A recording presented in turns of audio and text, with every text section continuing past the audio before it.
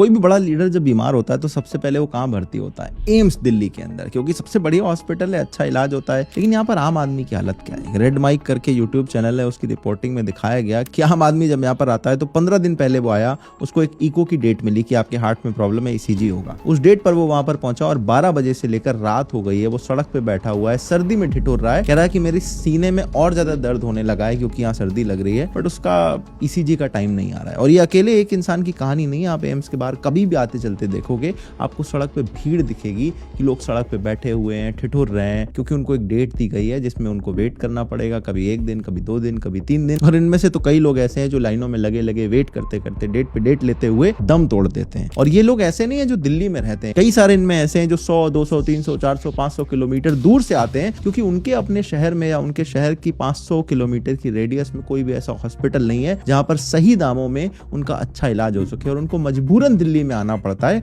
और एम्स के बाहर सर्दी में बैठना पड़ता है, और दिल्ली का इतना घातक पोल्यूशन भी झेलना पड़ता है। सवाल यह है कि जब इतनी बुरी तरह से देश में हेल्थ केयर फैसिलिटी चरमरा चुकी है और ब्रोकन है, तो कभी सीरियसली डिस्कशन क्यों नहीं होता है और बजट में क्यों ये बात नहीं होती कि हमें अपना हेल्थ केयर एक्सपेंडिचर बढ़ाना चाहिए, कि हमें और एम्स खोलनी चाहिए। बातें तो ये होती हैं कि अच्छा इस बार इस पार्टी ने 10,000 रुपए देके वोट कैसे जीत लिए, या उस बार उस पार्टी ने कौन सी फ्री भी अनाउंस कर दी, और सारा डिस्कशन उसी पे शिफ्ट हो जाता है। चाहे केजरीवाल जो ये कहते हैं कि विमेन एम्पावरमेंट का मतलब होता है उनके हाथ में पैसा देना, चाहे बीजेपी हो जो ये कहती है कि बिहार में हम 10,000 रुपए देंगे और विमेन उनसे खुश होकर हमें वोट दे देंगी। और इतना सारा पैसा जो हेल्थ केयर और एजुकेशन जैसी बेसिक चीजों को इंप्रूव करने में लगाया जा सकता है, वो एक तरह से वोट खरीदने में इस्तेमाल किया जा रहा है लीगली रूप से। और हमारा हेल्थ केयर और एजुकेशन सिस्टम उतना ही ब्रोकन है जितना आज से 10, 20, 30, 40, 50 साल पहले ब्रोकन था, and that is really really unfortunate.